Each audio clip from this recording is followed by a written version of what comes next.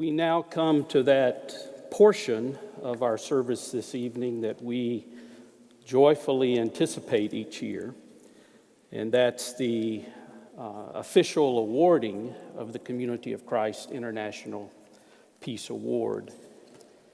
As previously noted, this is the 21st year the Community of Christ International Peace Award has been presented. Tonight, Bread for the World joins a highly distinguished group of internationally recognized justice and peacemakers who have received the Peace Award in recognition of their significant contributions. Previous recipients include justice and peacemaking leaders such as Dr. Jehan Sadat, Mrs. Marian Wright Edelman, Dr. Jane Goodall, Mrs. Ella Gandhi, the Reverend James Lawson, and most recently, the Reverend John Bell of the Iona community. Reverend Beckmann, at this time, I'd like to invite you to come and stand behind the table where the International Peace Award sculpture is located as I share a few more words. Community of Christ is especially pleased that Bread for the World is willing to accept the International Peace Award. While no award can adequately acknowledge the power of Bread for the World's vision and the depth of the sacrifices for justice and peace in our world, we hope that somehow what we are doing this evening is experienced as a blessing and encouragement to you and all of the staff at Bread for the World. Giving this award to Bread for the World recognizes 40 years of advocacy, action, and education devoted to overcoming hunger and poverty. And part of our awareness in choosing Bread for the World is that this is your 40th anniversary, and we wanted to be part of that recognition.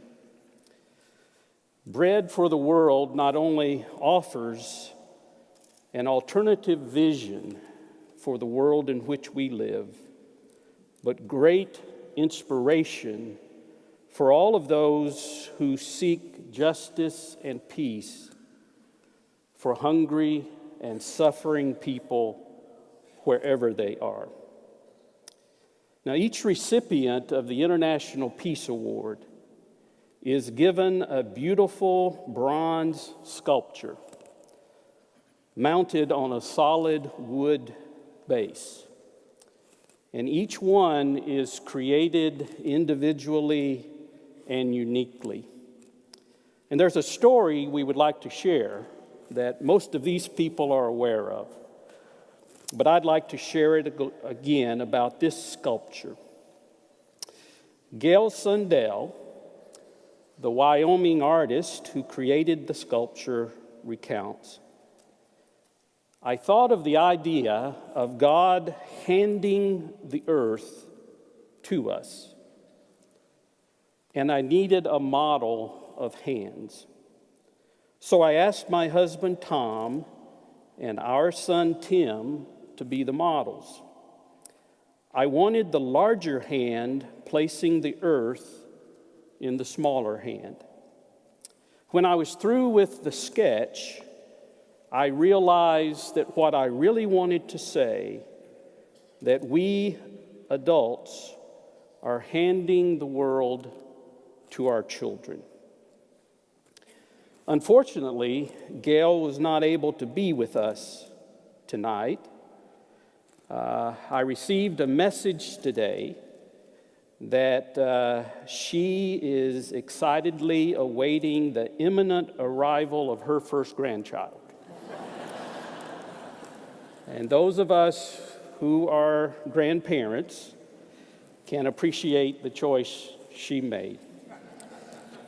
But Gail, if you are watching, we want to thank you deeply for your artistic talent that goes into creating each one of the Peace Award sculptures. Also, before physically placing the award in your hands, I want to share the following. As you're aware, the award is accompanied by a $25,000 check, as already noted, made possible by the Guy I. Bromley Charitable Trust, managed by Bank of America. This check is given to you on behalf of the community of Christ and the Guy Bromley Trust to be used to support the ongoing work of Bread for the World. We'll now beg the indulgence of the assembly as I hand the check to Reverend Beckmann and a few pictures are taken. We're not going to physically pick up the award because the glass globe is not attached. And one year, I nearly dropped the world. So we have learned.